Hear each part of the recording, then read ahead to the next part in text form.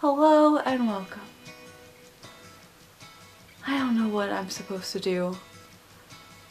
This review has taken so much energy out of me, but the show must go on, so I will try my best. Today, we're going to take a look at Confessions of a Teenage Drama Queen.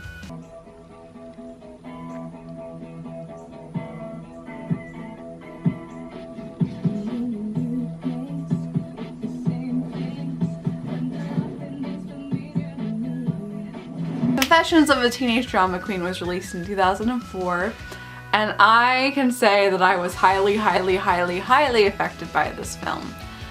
I really loved everything about it. The fashion is amazing. I wanted all of her outfits. I still do. These outfits that she comes up, not all of them are, some of them are ridiculous, but there are certain ones that I really admire and love and wish I could always find them, and I can't, so I'm gonna have to try to make them sooner or later because they are really adorable and I do love how they look.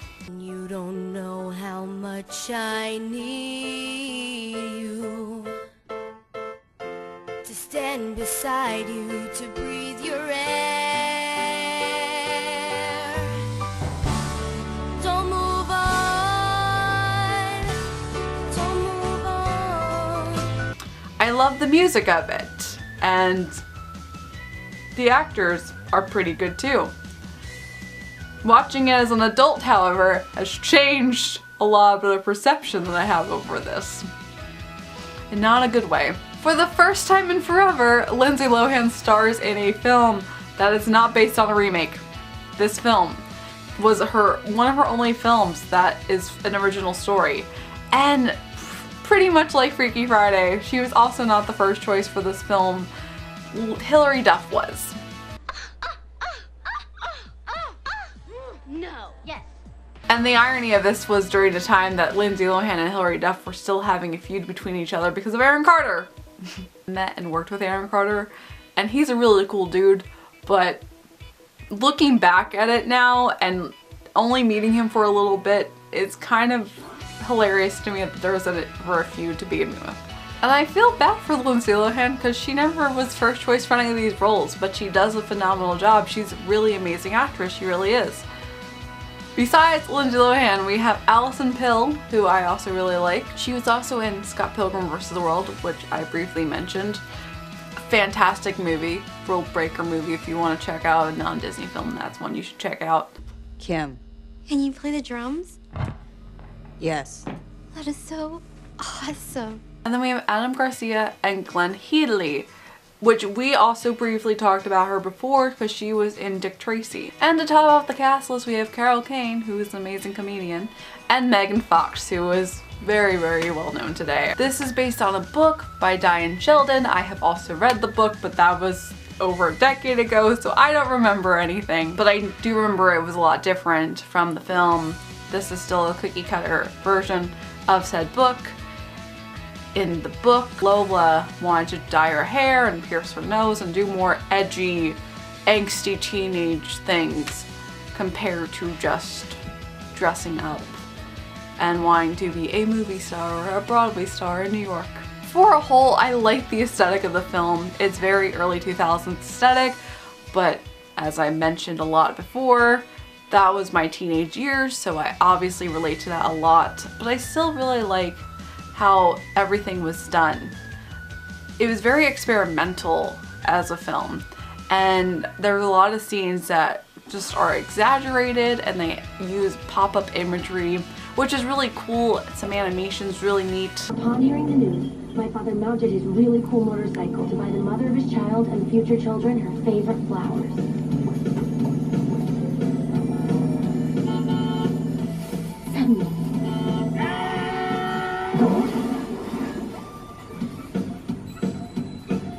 And even the intro is really fun.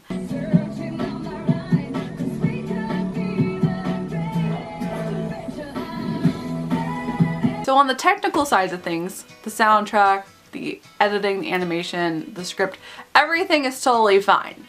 And I still enjoy it for what it gave us. I know it's not really a well-received movie, but I still really love this film. My problem with the plot is that it's filled with so many flaws. We have Lola Stepp, who is moving from New York City into Delwood, New Jersey, and she thinks that her life is completely over.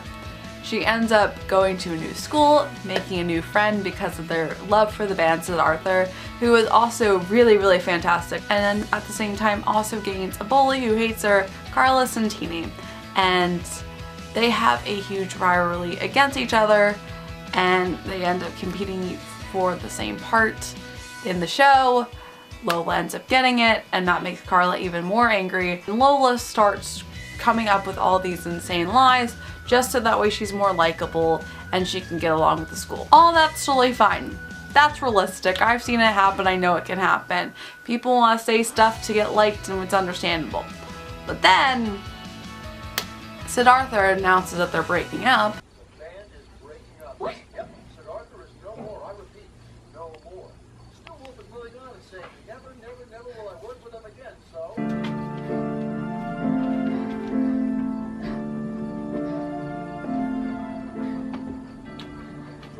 I heard.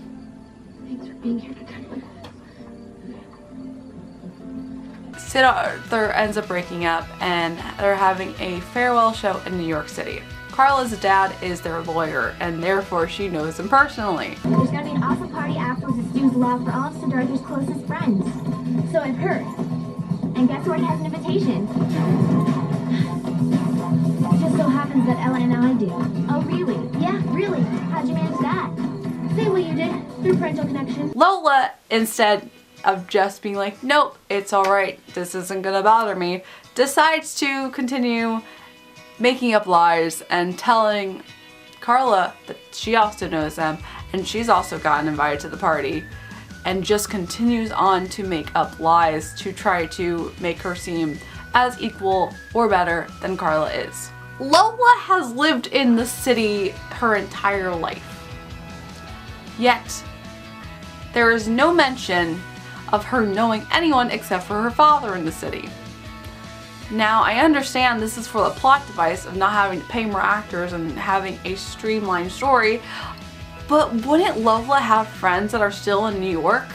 If she loved New York so much, wouldn't she have friends that could help her out and make things easier instead of their wild adventure that they end up having to scalp their tickets, and she could sleep over with them and have her friends go with her to the concert instead of what happens? That question ruins this film for me ultimately. I know the payoff is there and they have to bring in the dad because the dad, she lied about the dad being dead when he's actually alive, and then him and Stu Wolf, the lead singer, end up becoming friends, and it all leads together and it all ends up going from point A to point B to point C.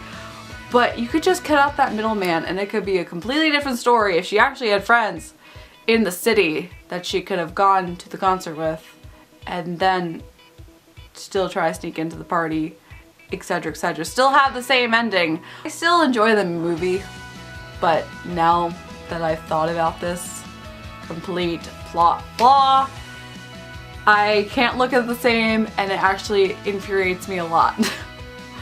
But if you don't mind a very, very huge plot hole and still enjoy the fun of it, it's a great film. Like I said, everything else is fantastic. I love the soundtrack, I love the music. They have their own original song as well.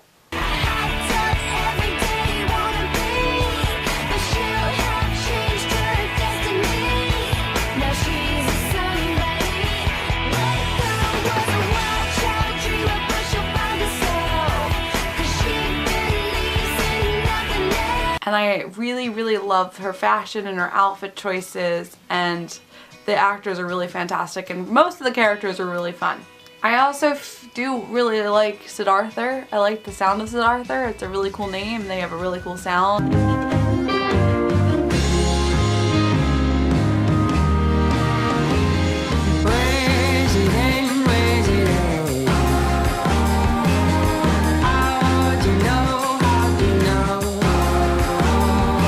Tomorrow we're going to continue on.